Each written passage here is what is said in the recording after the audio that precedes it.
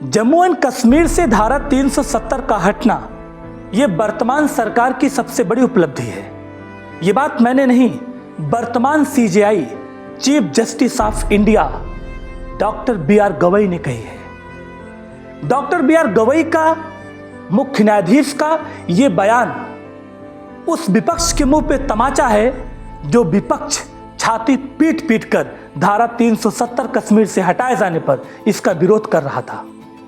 जी हां, हाल ही में नागपुर में संविधान प्रस्तावना पार्क का उद्घाटन करते हुए डॉक्टर बी.आर. गवई ने इस बात का जिक्र किया कि जब धारा 370 को हटाने के लिए उनकी बेंच सुनवाई कर रही थी तो उनकी आंखों में आंसू थे और वो भावनाओं से भरे हुए थे, क्योंकि उस समय उन्हें डॉक्टर बी.आर. अम्बेडकर की याद आ रही थी। जो डॉक्टर बी.आर. अम्बेडकर ये कल्पना कर रहे थे या उनका ये सपना था कि पूरे भारत में एक ही संविधान लागू हो, जो कांग्रेस के चंद नेताओं ने अपने वोट की राजनीति चमकाने के लिए कश्मीर में नहीं होने दिया था। भारत का संविधान, भारत के अन्य राज्यों का संविधान, जो डॉक्टर बी.आर. अम्बेडकर द्वारा बनाया गया संविधान है, वो कश्मीर में लागू नहीं हो रहा था धारा 370 के पहले। Doctor B R. गवई ने आगे भी कहा कि अगर कोई भी सरकार चाहती तो इस धारा 370 को हटा सकती थी, लेकिन वोट की राजनीति ने धारा 370 को वैसे बना के रखा जो डॉक्टर बी.आर. अम्बेडकर की भावनाओं के खिलाफ था। उन्होंने आगे भी बात कही है, जो हमारे उपराष्ट्रपति जगदीप धनखड़ ने भी कहा है कि 1976 में 1976 में आपातकाल के दौरान जब इमरजेंसी लगाई गई थी, उस दौरान संविधान की मूल प्रस्तावना में दो शब्द जोड़े गए थे, सोशलिज्म और सेकुलरिज्म, समाजवाद और धर्मनिरपेक्ष।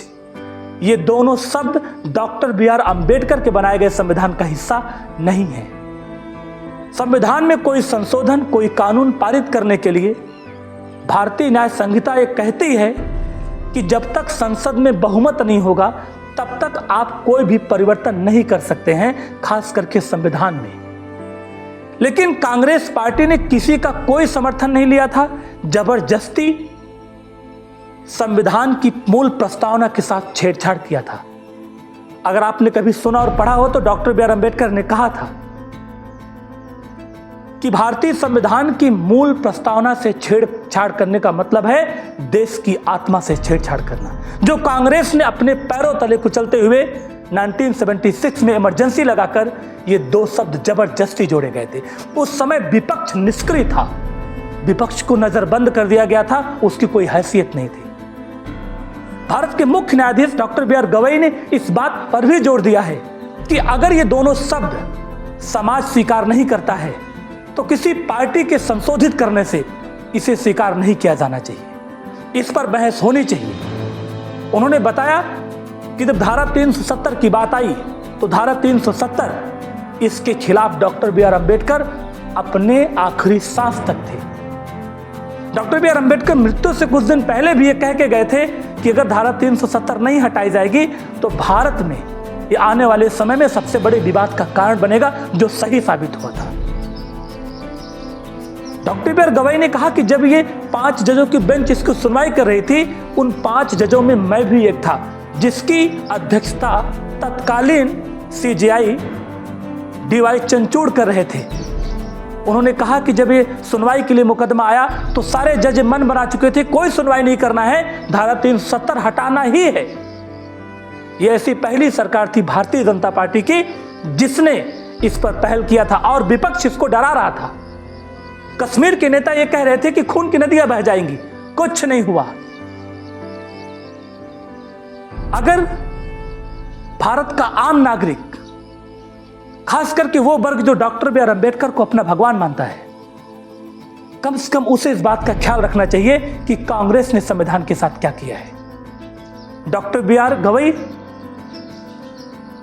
आपकी जानकारी के लिए मैं बता दूं कि डॉक्टर बी.आर. गवई भी एक दलित समाज का हिस्सा है, जो भारत के वर्तमान मुख्य न्यायाधीश हैं। ये पढ़े लिखे हैं, इसलिए ऐसी बात कर रहे हैं। बाकी अनपढ़ आज भी उसी कांग्रेस के साथ कंधे से कंधा मिला के खड़े हुए हैं जिस कांग्रेस ने डॉक्टर बी आर अम्बेडकर या उनके संविधान का अपमान करने से एक कदम कभी पीछे नहीं हटी। जहां उसको मौका मिला डॉक्टर बी आर अम्बेडकर, उनकी विचारधारा और उनके बनाए गए संविधान का अपमान किया। आज राहुल गांधी कहते हैं कि हमें प्रधानमंत्री बनना है। जिंदगी में नहीं बनेंगे सर, क्योंकि इन्होंने भारत के, इनके परिवार के लोगों ने, इनके खानदान के लोगों ने भारत की आत्मा को छोटी मोटी चोट नहीं पहुंचाई है। आप इसको समझें। अगर इस वीडियो में कही गई बात कुछ भी आपको बुरी लगी हो तो क्षमा प्रार्थी हूं। ये डॉक्टर बी आर गवई की बातें थी, इसलिए सोचा कि आपके साथ शेयर किया जाए। अगर कुछ बुरा लगा हो तो क्षमा प्रार्थी हूं। नमस्कार मित्रों, आपका दिन शुभ हो।